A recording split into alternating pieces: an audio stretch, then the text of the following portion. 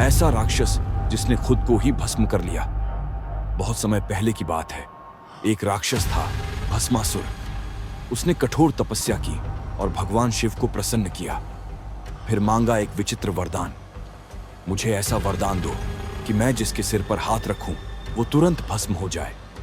भोलेनाथ ने दे दिया, क्योंकि वे अपने भक्तों को कभी खाली हाथ नहीं लौटाते। लेकिन वरदान मिलते ही भक्ति का स्थान ले लिया अहंकार ने। भस्मासुर को भ्रम हो गया कि अब कोई उसे पराजित नहीं कर सकता। उसने संसार में उत्पात मचाना शुरू कर दिया। जिसे चाहा उसे भस्म कर दिया। मनुष्य तो क्या, देवता तक उससे भयभीत हो गए। त्रिलोक में आतंक फैल गया। तब सभी देवता भागकर पहुंचे भगवान विष्णु की शरण में।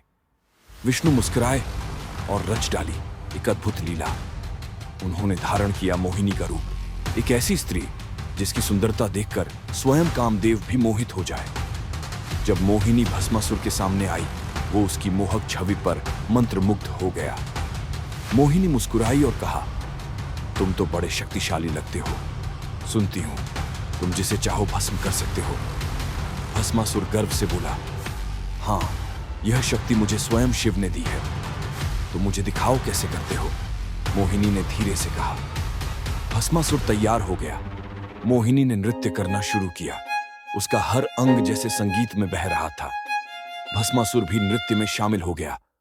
मोहिनी ने अपना हाथ सिर पर रखा और भस्मासुर ने वैसा ही किया। क्षण भर में वो खुद अपने वरदान का शिकार बन गया और वहीं जलकर भस्म हो गया। न युद्ध हुआ, न शस्त्र चला, बस एक मुस्कान, एक लीला और अधर्म का अंत। उस दिन त्रिलोक ने सीखा, जहां बल नहीं चलता वहां बुद्धि उतरती है, मां के रूप में।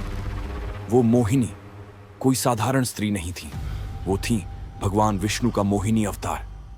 ऐसी ही अद्भुत, रहस्यमयी और सनातन कथाओं के लिए अभी सब्सक्राइब करें सनातन कथा।